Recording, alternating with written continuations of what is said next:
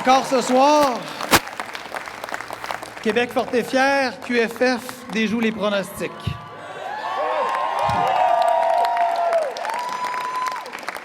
Mais force est de constater, au moment où je m'adresse à vous, qu'il est encore trop tôt pour conclure. Et là, je vois devant moi, il y a un petit crochet rouge. Je vais attendre avant d'aller plus loin, d'avoir l'officialisation. Pour l'instant, quand je suis rentré dans la salle, il était encore trop tôt pour conclure.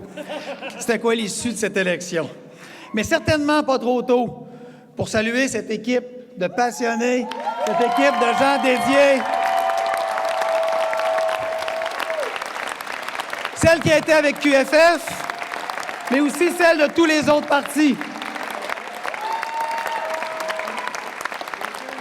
Ces gens-là ont cru à une aventure qui n'était pas nécessairement gagnée d'avance, qui n'était pas facile et pour laquelle on avait devant nous, un grand trajet à parcourir. Ils nous ont donné de la force, de la confiance, ils ont cru quand d'autres doutaient. Alors à chacune et chacun des 21 personnes, et j'ajoute à ça nos bénévoles, nos gens engagés, les gens qui en ont une quantité énorme dans la salle, là, qui ont cru au point de donner des heures qu'il n'y avait pas, là. Vous avez fait la différence, vous faites la différence, merci d'y croire. On a une ville à bâtir. Permettez-moi en terminant de finir ce discours en formulant un souhait. Un souhait que je sais que vous partagez avec moi. Que le nouveau conseil municipal soit marqué par l'optimisme, par un dynamisme d'ouverture et de collaboration entre tous ses membres, peu importe leur appartenance politique. Qu'il soit près des citoyens, qu'il soit à l'écoute, qu'il favorise l'engagement de tous et toutes à travers les grands et petits projets de la ville, qu'il soit plus sensible aux différentes réalités dans chacun de nos quartiers, qu'il pose des gestes vigoureux pour faire face à l'urgence des changements climatiques, qu'il se donne comme objectif de réunir tous les citoyens, que nous soyons les 21 élus et moi, représentants de tous les citoyens et non pas d'une allégeance d'un district ou d'un courant de pensée, mais qu'on développe cette ville-là ensemble.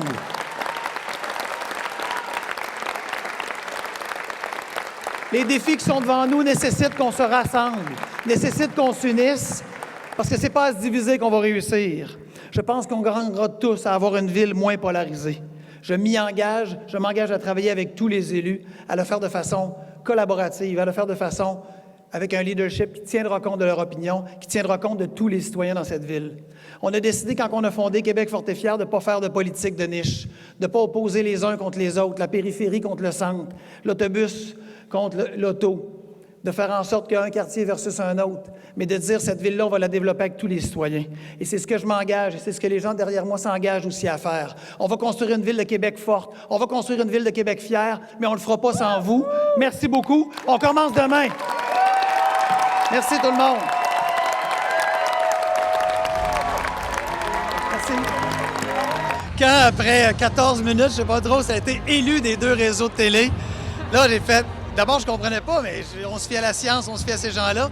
Alors oui, à ce moment-là, mais je n'étais pas désespéré, mais je n'allais pas dire qu'on allait faire ce qui est arrivé. Mais honnêtement, j'ai dit à l'équipe, pourquoi que ce ne serait pas une course serrée? Croyons-y, on verra jusqu'à la fin, et ça revirait du bon bord. Si on fait de la politique partisane dans un conseil minoritaire, on n'y arrivera pas. C'est sûr qu'on n'y arrivera pas. Alors ça suppose, on trouvera les façons, on verra avec les autres élus, on verra avec les autres partis, comment on peut faire.